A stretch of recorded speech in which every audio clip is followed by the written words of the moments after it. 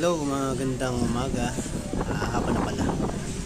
Ito ang customer dito, M3. Namamatayan siya. Tapos, nahihirapan mag-start. Tapos ito, papaytaran natin starter motor. Medyo matagal niya ng problema to. Ito, papalit natin. Ayan, bagong starter motor na ilalagay natin. So, itong M3 na to, kargado to, 55. Matagal na rin namin nakargahan to. So, ngayon yun lang papacheck up. 2 years, 1 year, 2 years na.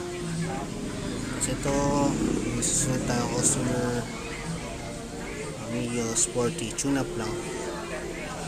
Solo plate yung mechanic eh. Ayan, mga suki.